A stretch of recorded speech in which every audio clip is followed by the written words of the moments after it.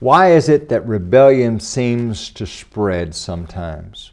Welcome to this, your daily 180 Bible study. This week we're talking about rebellion. Not good, wholesome rebellion against sin, against evilness, rebellion against that which is unjust, but that which is ugly, rebelling against God Himself.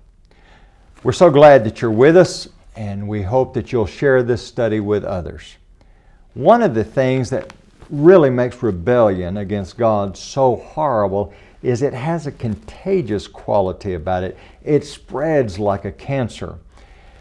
When the children of Israel left Mount Sinai, they were about 11 days away from beginning the conquest of Canaan.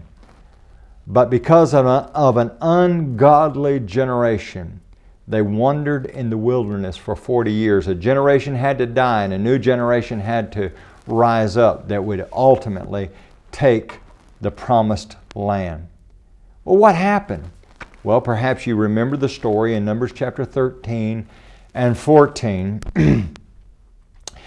12 spies were sent into the land, and they come back, and all the spies agreed that it was a great land, but 10 of the spies, they came back. They were godless, sorry individuals. And they came back and they said, "Oh, it truly is a land that flows with milk and honey. But we can't take that land." As a matter of fact, there's an interesting verse, the very end of the chapter. They say, "There we saw the giants, the descendants of Anak came from the giants, and we were like grasshoppers in our own sight, and so we were in their sight." They're saying, we're just the little guys. We're just little guys and there's no way we can do it. And they're exactly right. If you subtract God from the equation, you can do nothing. Jesus said that in John chapter 15 and verse number 5. We can do nothing without Him.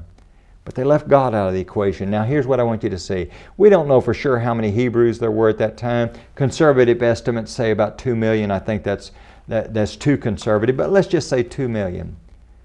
10 sorry, worthless, godless spies influenced the entire people, 2 million plus, to turn against Moses and Aaron, to turn against Joshua and Caleb.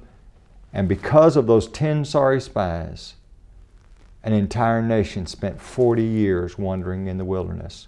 You need to be careful about your rebellion. It has a contagious quality about it. Join us again tomorrow.